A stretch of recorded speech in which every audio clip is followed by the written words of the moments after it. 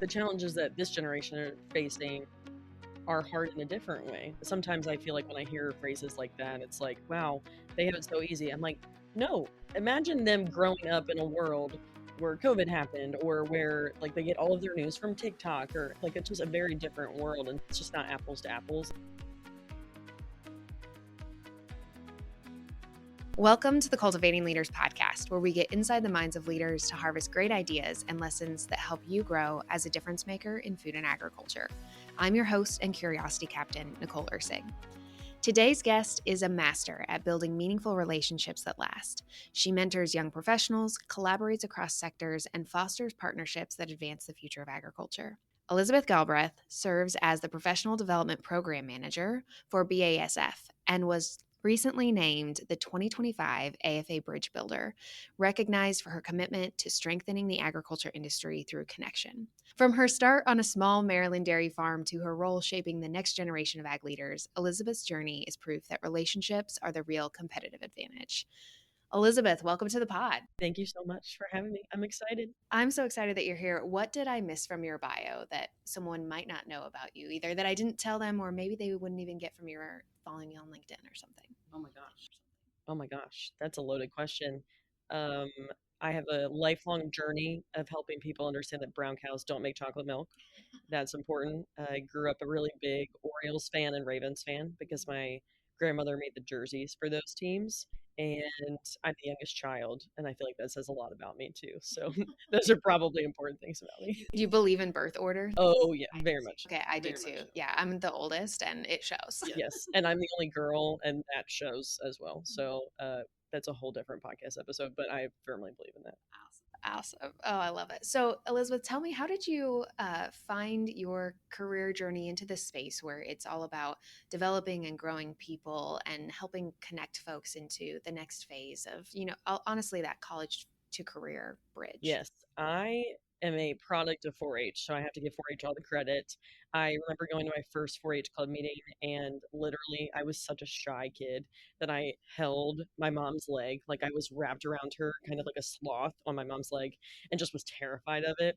And I remember doing my first demonstration or like public speaking thing, and I think I was 7 or 8 years old, on how to fit a dairy cow, which I didn't really know how to do.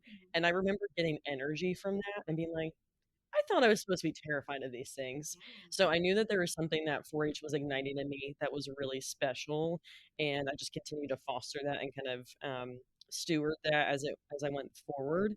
So I had this dream really of being a dairy farmer just like my dad, and then because of 4-H, I really found interest in extension. And so I went to college to be an extension agent. I wanted to be a 4-H youth development agent and wanted to literally be in my home county in Maryland forever. And somewhere along the journey, and it's important to mention too, my dad told me we had about 250, 300 cows at that point. And I told him I wanted to be just like him. I wanted to be a dairy farmer. And he told me, no, there's not really a future for people that like operations the size that we are, for kind of how we do things. And we sold our cows, we moved into agritourism. And so I just say that of, I was told no pretty early on. And then the extension option was really what I wanted to pursue. So I went to college to do that and came to my first AFA Leaders Conference also because of my dad. He found it in the John Deere Furrow magazine one day and was like, hey, leadership stuff in ag. You would like this. You should try to find it. So through my involvement with AFA, I basically found out that you can help people in ag outside of being an extension agent. And I guess I really thought that helping people in this industry was really through extension because I just loved it. And that was my life growing up. So when I had the opportunity to learn more about different careers, I also thought about it. My dad, loved his milk truck driver. He had a great relationship with him. He had still has a great relationship with his seed salesman. Like these are different things that it's like, oh, like that is a beautiful part of the ag industry. So I I took a lot of advice from mentors and was trying to figure out what I wanted to do. And I heard a lot about sales programs as you started out in your career, and the idea of getting paid to learn rather than paying to learn in college, especially when I was paying out of state tuition at Virginia Tech, was very appealing to me. And I really idolized, I think, for my time at AFA, how much the crop science sector had really invested into early career development. So I started looking at those programs and long story short, I ended up in BASF's professional development program, and that was because of AFA. And the leadership there really did a kind thing and asked me for some insight of how to connect with young people in ag when I was there, and kind of brought me into some youth related projects, which was really special. And then I ended up having the chance to work at AFA after that. And so it was kind of a subtle start into it. Like the intention was always there. I didn't expect to go into corporate, but because people believed in me and gave me a little bit of an opportunity, and then AFA certainly gave me an opportunity, and then continue to build that in my next couple of jobs. I think it's just been focused on that completely, but definitely would have never said that I would expect to get here through all of that. I think a lot of us can say that about our career journeys. I was talking to a class at K-State earlier this week, and I told them, I was like, I never thought I would end up in the animal health industry. Yeah. And I love it. Yeah. So, And same here. When I started to work for an animal health company, I was like, I love cows, but did I expect to work for this company? No. I had no idea the job even existed. it sounds to me like the human aspect of agriculture. Like you Yeah. like cows and crops and all the things. You Yeah. have a passion in the same way the rest of us do, but it's the human side for you Yes. that really drives you. Yeah. Tell me more about why that is and what it is about humans and relationships and growing other people that just even when I say that, I can see your eyes light up. Yeah. What is it that drives you? I think that you can really always learn like the crop stuff, or you can always learn the animal stuff or whatever it is, the technology side of things. But there's just something really beautiful about believing in people and giving them an opportunity to turn into something that they never expected for themselves. So going back to that 4-H story, like if I didn't have 4-H to get me in front of people for the first time to be like, oh, I'm not terrified of this like normal people, I guess, or to have the opportunity to work on a record book and take care of something that was not me. Like have that. My first cow's name was Ethel. I talk about her all the time. But like I just learned to take care of something outside of myself, and I think learning from a really early age that that is where the magic of life happens when it's outside of yourself and it's in service to something bigger than you. And so I love giving people the opportunities that I had to become a better version of myself when I was younger and continue to have people pour into me and do that. So I just think that's what life is about. I don't think that life is necessarily about all the technical skills we have. Certainly that's important, right? But I just think that the magic is in how do you make people's lives better, but how do you also make yourself better? That's something I've gotten really passionate about too, is leadership isn't just about making other people better, but you have to show up for you and take care of you before you can do that for other people. So I think that's a season of life I'm in, of kind of marrying those two. But I think that also is hopeful and helpful, I would say, for the people that are coming up, I guess, behind my generation is they're more aware of that. But I never want people in ag to feel so overwhelmed by the change in the industry, or, the science is really hard to understand. Like people, you can do it. Yeah. You just have to have somebody to believe in you, kind of help coach you. And that's cool that I get to be one of those people. Yeah, absolutely. I think too the science and technical part of agriculture, which I love that piece of it. It like lights me up to learn about it. Yeah. You're right. There can be a point where you become an expert Yeah. in the science and the technology and the application of something, or even in the industry as a whole. Yeah. But I don't know that any of us ever fully master the human side. Mm-hmm. It's something that's all like Yes. you always have to grow and Yeah. evolve and change, and there's always another piece to learn. Mm-hmm. Whereas like you can get to a point where you're like, yeah, I know a lot of Yeah. and there are, and I love smart people like that, but the self-development and the service of other people, like that job is never done. Yeah, and I think maybe that's probably why that's a beautiful way to say it. I think that's probably why I get so excited about it, is I just always think I can be better, and I look at everything as how do we learn from this scenario, even if it's a difficult conversation or it's just like, wow, I really messed up when I did that. It's just it's really cool to know that the job is never done in that area of life. So I love how you said that. So, what are you learning about in leadership right now for yourself? Oh, loaded question as well. Again, I'll touch on this. I've become a bit of a nerd, especially in the last year or so, about what it means to show up well yourself and emotional regulation, nervous system regulation. I just grew up being such a people pleaser that I never understood how I felt internally. Like I would just go, I would say yes, I wouldn't pause, I would always do things for other people. And I'd be clear, like that has benefited me a lot in my life, and I think given me a lot of opportunity, but also credibility of being there for other people. However, there are some things that just when you go, when you hit either burnout or you hit a place that you are just doing things you don't even know who you are anymore. And I think there are a bit of seasons in my life that, if I'm honest, like I lost control of really knowing where my compass was. And I've come back to that and I feel better than ever in it. And some of it comes down to literally just remembering to like do a couple of minutes a day where you don't think about anything. You can call that mindfulness meditation if you want to. That's kind of how I phrase it, but sometimes that feels cheesy to people. But that, or to going on walks every day and like literally being like, what do I feel in my body right now? Like, oh, my stomach kind of hurts. What's going on there? I just never listened to that. And so I'm realizing that I have to really be aware of myself and take care of myself before I can do that for other people. And I just took a new role at BASF where I now manage a lot of people who are early in their careers. And I don't think there's anything more important than knowing yourself before you step into a scenario. And so I want to model that for them. And I also, the other thing that I'm learning is, even though that I think I'm seeing a trend in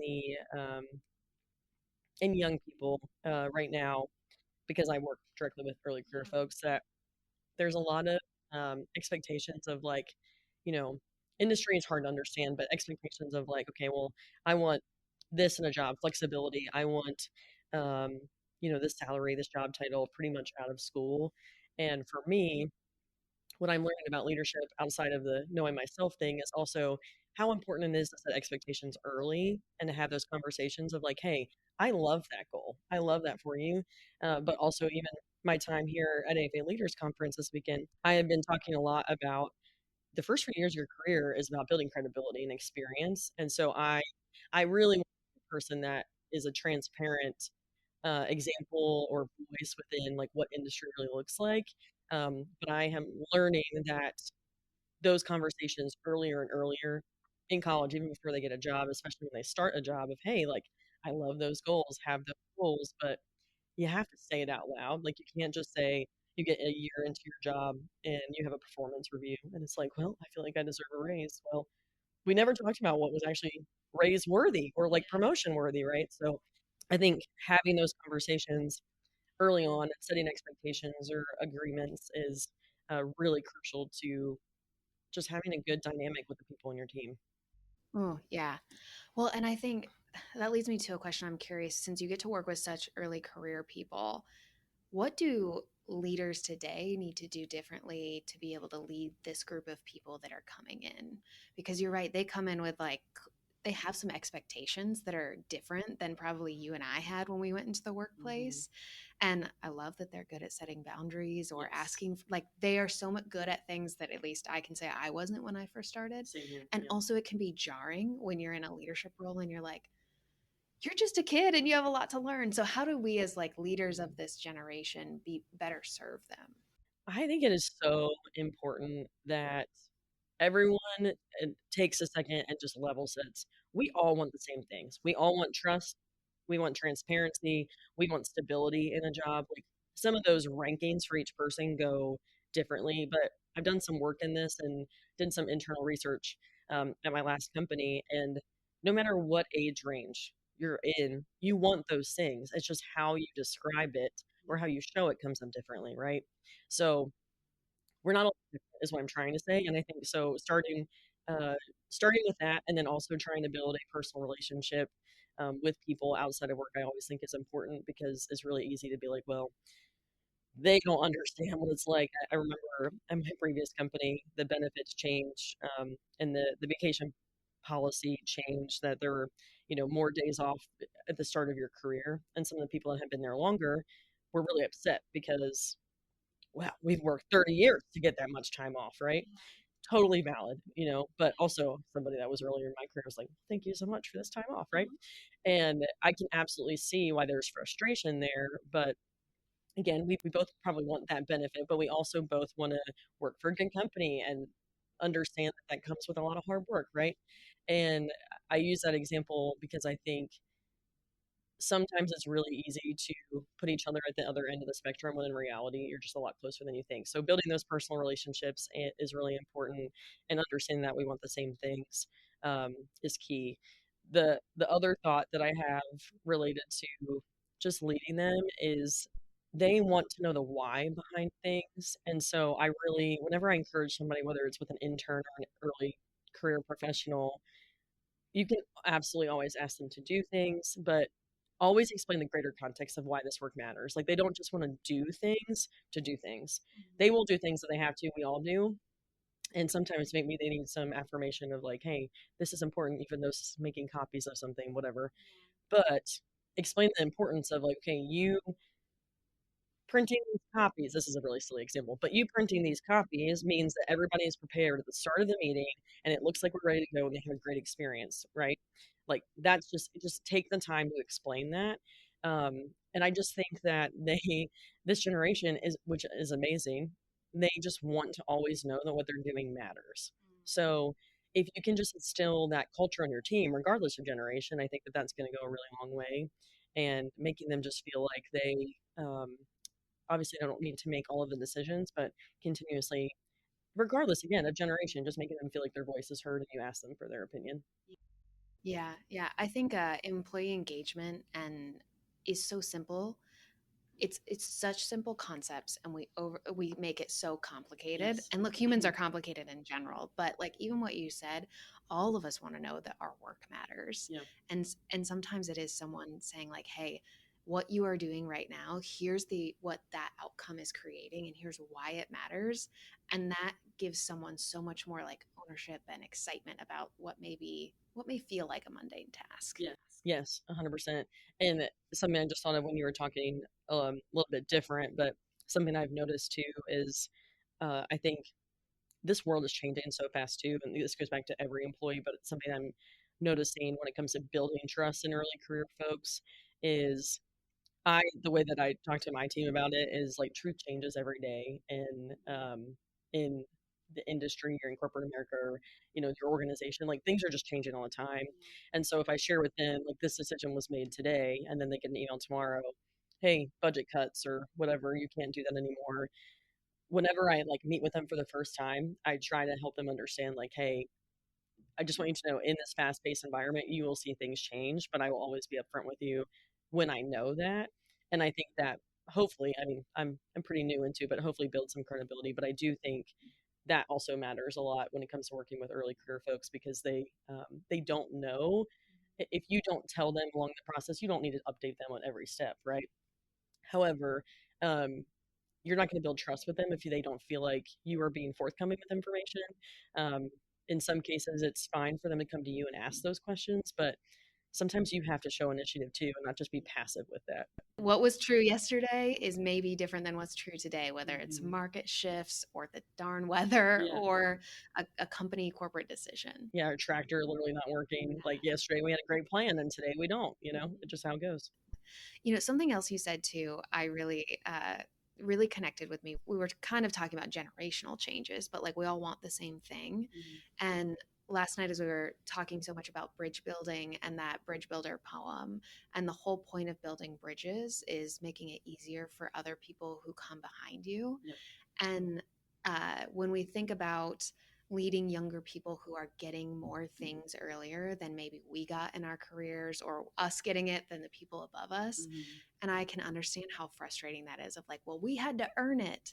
And it's like, yeah, you did. And you earned it for you. And you also ended up earning it for us and for those people. And so, yeah, it can be frustrating that it was harder for you, but isn't it so amazing that it's now easier for other people? Yes. And the challenges that this generation are facing are hard in a different way. Like sometimes I feel like when I hear phrases like that, it's like, wow, they have it so easy. I'm like, no, imagine them growing up in a world where COVID happened or where like they get all of their news from TikTok or like it's just a very different world. And so it's just not apples to apples. And so I love that you said that. And I do think it's important that people realize that, hey, their challenges are they might not be the Great Depression or whatever it was, but they're still pretty significant and they absolutely change how they see the world. And if it's not days off, it's something else that's harder for them. Yeah, absolutely. I think that's important to think about of just where we all have struggles. They're just going to look different in different contexts. Yeah. So Elizabeth, you are our Bridge Builder Award winner. I'm curious, what does bridge building mean and look like for you?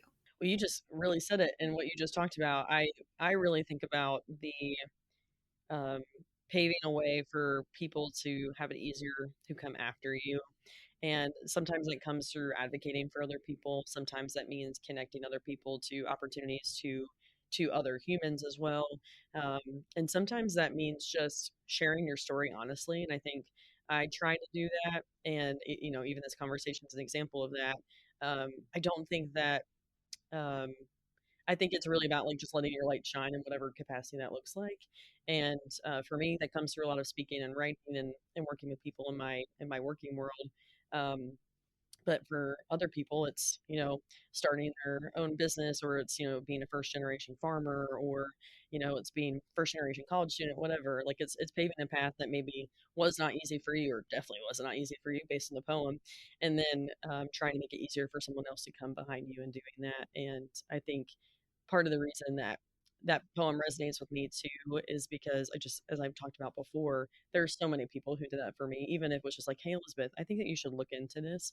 Even again, my dad with that John Deere magazine, like just an example of someone being like, hey, I didn't have that opportunity, Elizabeth, when I was in college. You would really like that. You should consider that. And look where I am now. Has that always come easy for you? I mean, I was really shy as a kid, like I talked about. So probably not in that capacity. I would say I don't know what shifted. I would say I actually really struggled in a lot of ways growing up. 4-H was like the place that I felt really safe. So I talk about that all the time. But for the most part,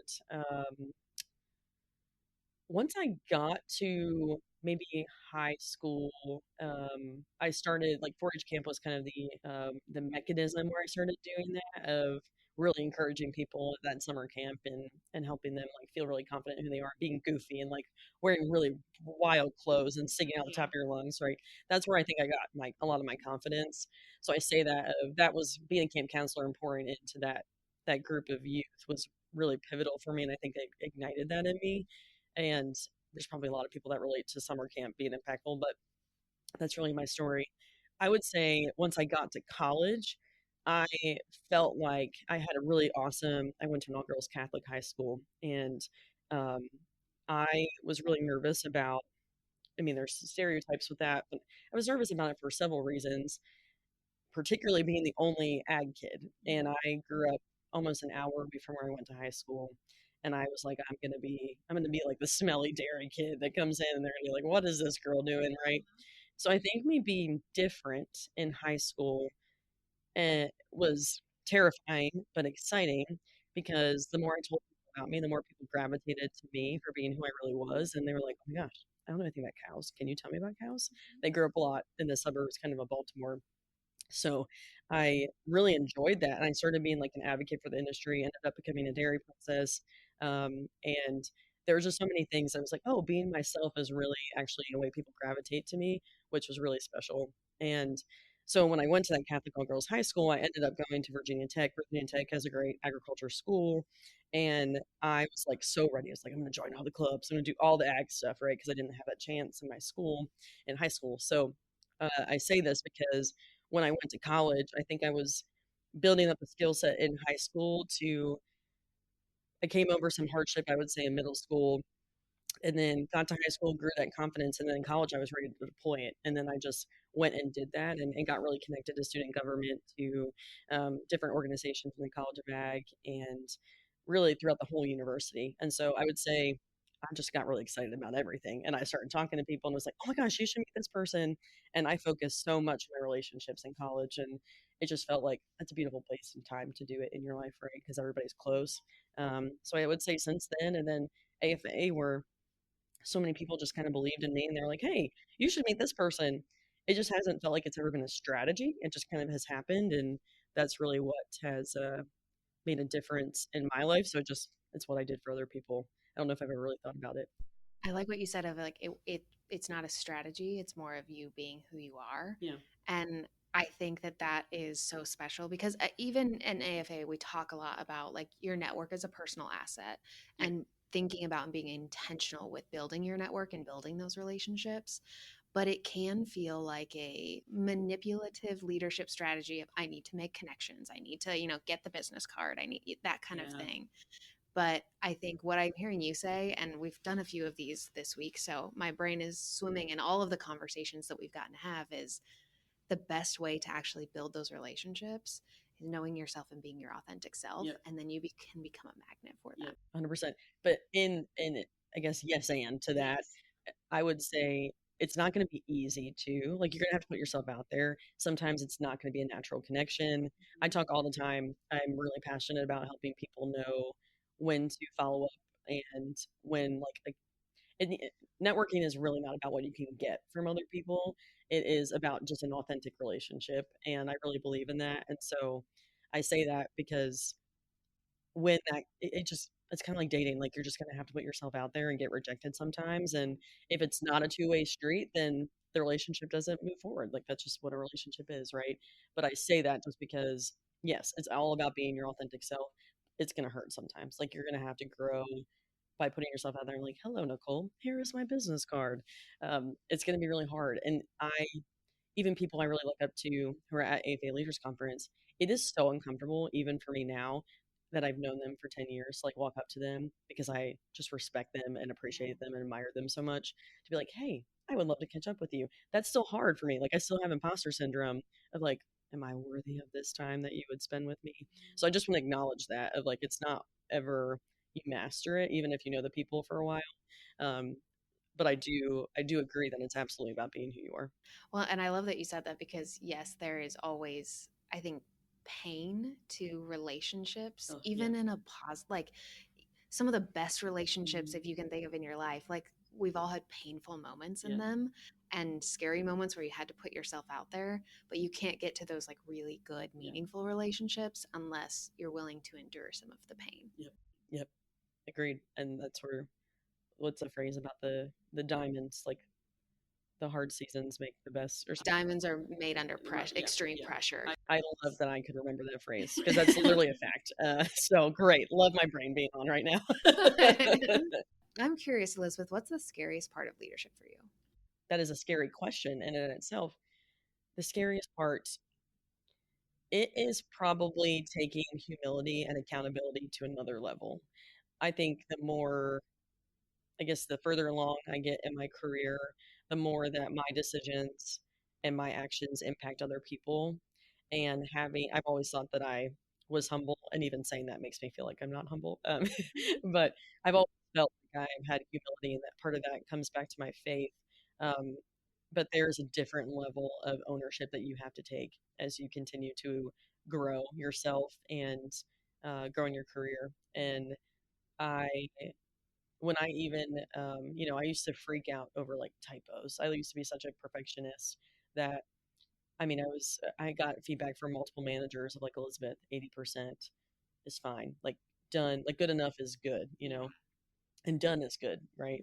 And that was, like, the biggest thing I lost sleep over. And now it's like, oh my gosh, these people, like, their livelihoods are impacted by how I decide to show up. Like, the future of their career, they could say that I am so glad I started my career with Elizabeth as my boss. Or they could be like, wow, I learned a lot about what not to do. Or a mix, right? Probably more realistic to be a mix. But I think it's really scary because it just comes with a lot of responsibility in a way that excites me at the same time. But it's scary when I also feel a little bit like the world feels, I mean, regardless of the season of society that we're in, but the world feels out of control in a lot of ways. And as I mentioned earlier, truth changes all the time. And I work for a really large organization, and there are decisions that are made way above me that impact people that I directly support. And it can be really hard when that doesn't feel like it aligns well with them, and try and help them understand the good in it, but also holding space for them and being like, hey, this sucks right now, let's move through it together. So all of that wrapped into it, of the accountability and the ownership for that, is really important to do in a really intentional way. But sometimes you get just curveballs that you can't even prepare for. So, for you, how do you manage through knowing that so much is out of your control? And what do you focus on that you either feel like you can control or that gives you peace of like, I have chaos all around me and like I'm still going to go my own way? It probably depends on the day and the challenge. The biggest things that I feel like I can control is my attitude. So if something hard happens, I even did this when I was on staff with AFA. We had to share with the student advisory team that I managed that we were moving to a COVID environment in 2020, or excuse me, I mean, it was COVID. Everything was a COVID environment. We were moving to an online format for Leaders Conference, which the sole purpose of the student advisors was for them to put on this event, right? And for us to go virtual was really, really challenging. I remember having that conversation with them and saying, this really stinks right now. And you're allowed to be sad. We're going to give it a couple weeks. You get all the feelings out, do all of that. And after this date, like I gave them the date, I was like, we're going to move forward and make this the best it can be. Because in reality, your job is really still to impact students. You can still do that because we're still showing up for them at a time that people are not following through on having events. They're just saying, we're not doing virtual, we're not doing in person. We'll see you next year. We're still doing it and we're creating an opportunity for students. So I would say continuously reminding yourself the why, and that is something that's really important. Allowing space for it to be for you to react to it, and those are really probably important parts. The start with why concept is huge for me, and I know that that just feels like a personal development. Everybody says it, but it's really important. I mean, the why is really critical to everything. When other things feel outside of that example, when things feel out of control, I would say what I try to do is literally just think about the next thing that I can do. And for me, sometimes that's making a to-do list. Sometimes that is I just need to call somebody and vent or writing down my questions. Um, I think it's really important in moments where it feels like you don't know what's going on is to never assume. And so if you start to get down to black and white thinking of like, well, they said that I can't go to this, that means they hate me, or like whatever it is, like that. If you just have to challenge your thinking. And I love Dr. John Deloney. He talks a lot about mindfulness is the space between something happening to you and what you decide to do next. And I used to be really bad about creating any space. And so now what I try to do is like think about the questions I have, or again, I'm like, oh well, Elizabeth, you're catastrophizing right now. You're making this the worst case scenario it possibly could be. Breathe. Take 5 sec, like take 5 minutes. I mean, it could be 5 seconds in this scenario, but try and take a lap around wherever you are or whatever, and then reset. And I think writing down questions can be really helpful for me because it's just like, okay, I know that I need to probably not come into it attacking. Like, what good comes out of a conversation when you're like, this is exactly what you did. Okay, cool. Where do I go from there? Yeah. So if you can just, hey, can you help me understand this when you said this, whatever. So questions, the next right step. Again, sometimes it's just a to-do list of other things that I can focus on, but um, honestly, just remembering to breathe and saying you don't have to have it figured out right now, and trying to remember your bigger picture is huge. I love that reminder. Even what you said about like I can control my attitude. I have had to learn that that space that you're talking about creating between whatever has happened that's out of my control and what happens next is critical because we're emotional beings and Yes. sometimes like you got to feel your feels Yes. and like I need to think about this. I need to take a second. And the most productive thing for me to do right now is going to be to go on a walk and step away from this and knowing that like whether that's going on a walk or writing down the questions or making a to-do list or heck taking some time and resting, like learning that that part is productive and is part of the process. And I think so often we're like, this thing happened, now I have to figure out what I got to just start doing. And it's almost like you gotta leave this window here and then you can do. And what a powerful thing, like as a leader too, to say I don't have all the answers right now. Like, don't say I am falling apart. That's not helpful to anyone. That creates more chaos. Yes, and also probably makes you internally shut down worse too. But if you could say I don't have all the details yet, I will get back to you as soon as I can. I think that also says a lot because I don't think as a leader I ever or looking up to people around me and other leaders, I don't ever expect them to have all the answers. Certainly, I want some clarity from them, but I think it's just a really important thing to admit when you don't know everything, but to have some sort of like I have confidence that we'll get through it. That's really important, like the attitude to give, but to say it out loud in a way of like, okay, I don't actually know, but we'll figure it out is really important. Do you think we're in a leadership culture change right now? And I say that I think where I'm going to speak from my own personal standpoint, but I think even one of the speakers that we listened to earlier this week, Jason, talked about this, of like this perception of what a successful leader looks like, maybe like very charismatic, very powerful, very like decisive and knows what to do and directive. And what I am hearing a lot of leaders talk about today is a shift from that type of persona and more empathetic and human oriented, and let's ask questions, let's think differently, let's pause. Do you think we're in a leadership culture change of like either what is working or what is going to work? I think we're in a change of everything right now. I don't feel scared, but I feel like I don't have certainty in most things right now. And I think ag is part of it. And this could be probably another 13 podcast episodes, but the leadership in ag itself is changing a huge amount. I mean, I think of most highest like leaders that we have leading the biggest companies and organizations that we see in the next 10 to 15 years. This is my statistic and no one else's, so this could be absolutely completely wrong. But based on my personal network, I would assume in the next 10 to 15 years, a lot of them are going to retire. I mean, like probably around half, right? Again, Elizabeth statistic, no one quote me on that. And so even within the next 5, like it probably is closer than the 10 to 15. So I just say that in the sense of I've been thinking a lot about the ag industry and leadership overall. But yeah, I think people are more aware than ever that who you are and how you show up is more important than what you do. I think that's really, really hard in the systems that we have created and how things are um, rewarded or just how things are sought after. But I actually, the conversation with Jason or the way that he framed it of success, I've been talking a lot about that with people, and I think it's actually important to even give that to high schoolers because I feel like they just have the model of I should take a job out of high school or college that is what other people think that I should do, and I just don't think they have the internal compass. And so my something that I've been working on personally is helping younger people do that. But I would agree that there is a shift in leadership, and I think people are finally, I say this from my perception as well, people are finally understanding that who you are at work is also who you are in life and vice versa. And I think we're finally realizing that we're not going to put up with a lack of integrity in one of those areas of life and at work or excuse me, at work and at home.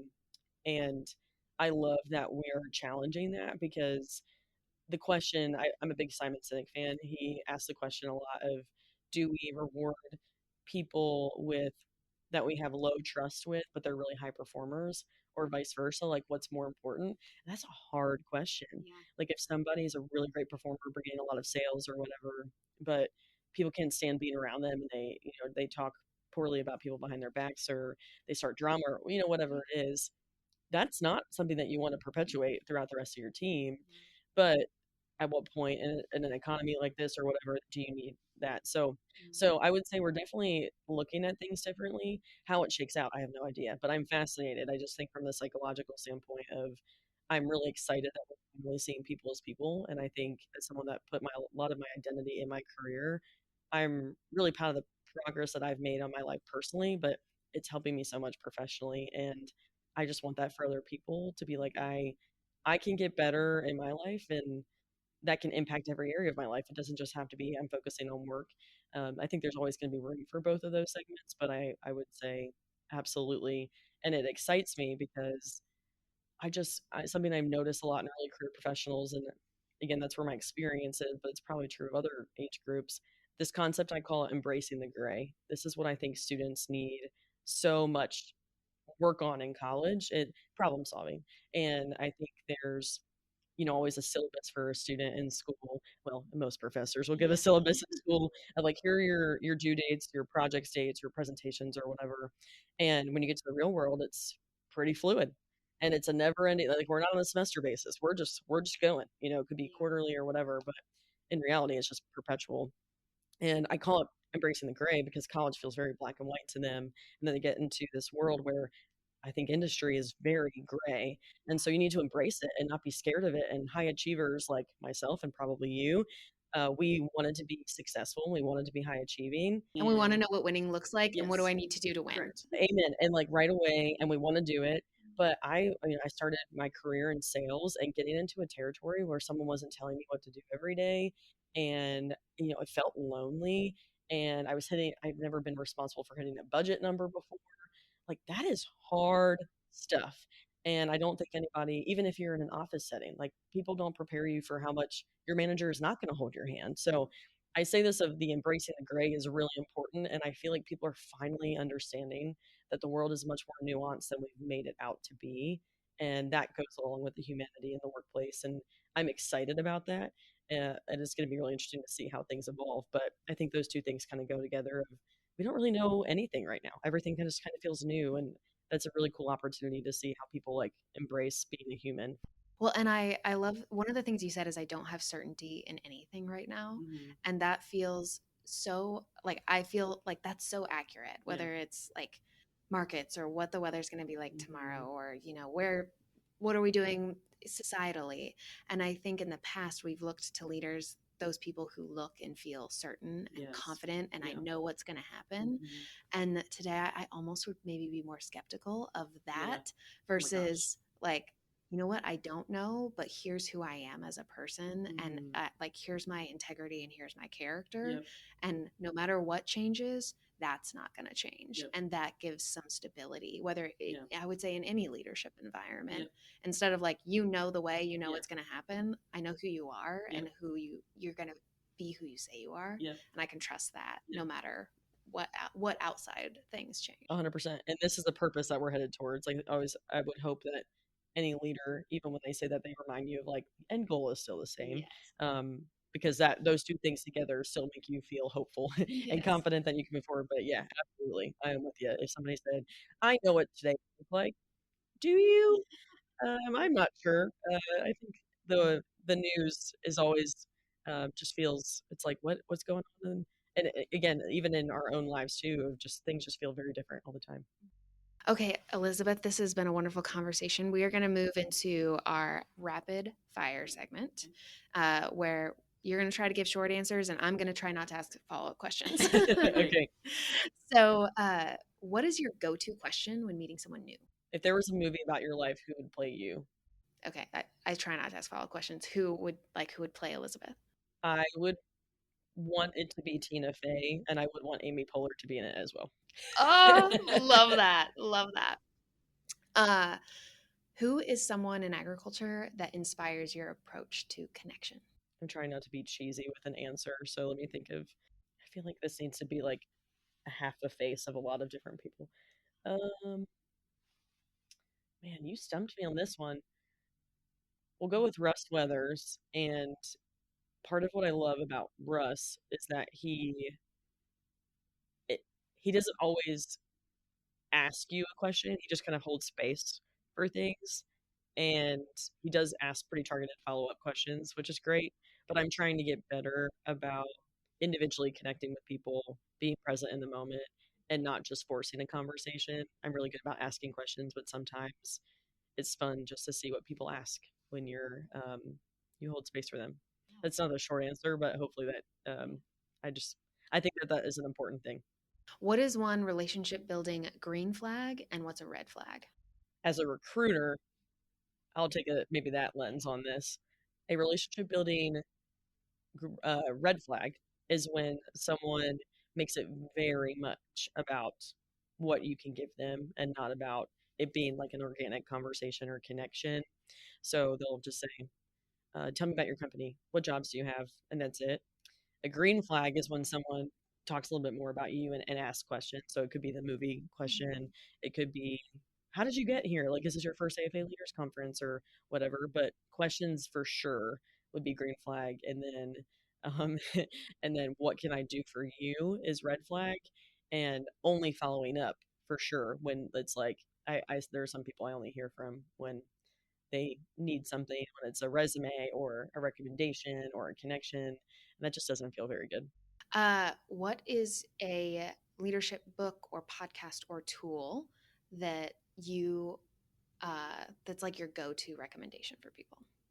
The most recent one that has really helped me Soundtracks by John Acuff is one that I really like, and it's about the stories that we tell ourselves and how that manifests into reality. I love that because mindset is everything. Okay, and now we are going to switch into hot takes. At AFA, we love hot takes, so unconventional, bold opinions. So, Elizabeth, what is a hot take you have about leadership or the future of agriculture? I don't know if this would be considered a hot take, but it feels like a hot take. I grew up in a time where the industry felt very, it's how we've always done it. And that's not acceptable anymore. And I'm seeing that come out in how people are making decisions of really proving that they need ROI to back up every financial decision, whether that's on the farm or an organization giving to someone like AFA. That's really crucial. And it's also what we talked about earlier, people having integrity as a leader. And I just feel like agriculture absolutely needs to stay celebrating our heritage and our tradition, but that's going to look different in the future. I don't know what that's going to look like, but I'm excited about it. As someone that grew up on a farm, I want to preserve like the life that I always grew up with because that was so special, and I'm so grateful for how I grew up. However, that's not reality. And I could speak to the dairy industry. Dairy is way different now than when my family sold our cows in the 2000s. And if that's just one small example of how this industry is evolving and continues to evolve, it's definitely intimidating because I just feel like we've always cherished how things have been, but it's going to be different, and I don't know what that looks like. But buckle up, folks. We're in for a ride. It's going to be fun. It's going to be really interesting. But I just we can't settle for that's always how we've always done it. Love that take, Elizabeth. At AFA, we're all about building bridges. Where can people connect more with you? So I am really active on LinkedIn, and Elizabeth Galbraith is my name. So find me on LinkedIn. And I would say I have a website, elizabethgalbraith.com. So Galbreath is how you spell my last name. So find me there. I have a blog, and yeah, love to connect with people there and help them with whatever they're thinking about. I try to be really transparent about the experience as a recruiter or leadership and stuff that we're talking about. So connect with me on there. Awesome. Well, go connect with Elizabeth. Any final thoughts that you want to leave our listeners with? I think I would just say I want to recognize that at any stage in your career, this is because I work with early career professionals. I feel like it's really normal for people to think everyone has it figured out. And the more that I've spent with people who are further into their career, so no matter how old someone is or experienced they are listening to this, it's okay to not have it figured out. And I think this is more of a and also an homage to the time period that we're in. I just felt like every time that I talked to somebody that if they were good at their job or they had more knowledge than me, that they knew what they were doing. They had a 5-year plan. They had it mapped out. And I am I'm in the process right now of relocating in the next week across country, and I have no plans once I get there. And that is so different for me, but I'm so excited about that. And I share that just because we don't always have to have it mapped out, and having it quote unquote figured out is not the goal, but behaving in a way that we're proud of as we're pursuing impacting others and what we really care about is what's most important. And I just want to say to everybody, don't worry about how it appears on the outside if you're pursuing what you really care about. That's what matters. You're going to have some imposter syndrome. You're definitely not going to feel like you have it all together, but that's part of the process. And I just want people to lean into that rather than be ashamed of it because it's very normal. And the more that we let it fester inside, it's just going to eat us up. So embrace it and run with it. Love that. Thank you, Elizabeth. This has been so fun. I have loved learning and getting to chat with you. And I know our listeners, obviously, there's so many great takeaways and nuggets from this podcast as well. So I want to say thank you for being on the Cultivating Leaders podcast, and also congratulations on being recognized as the AFA Bridge Builder. Thanks for listening to the Cultivating Leaders podcast, brought to you by Agriculture Future of America. If you've been here before, you know we value feedback as a gift. Please leave us a review and let us know how we're doing.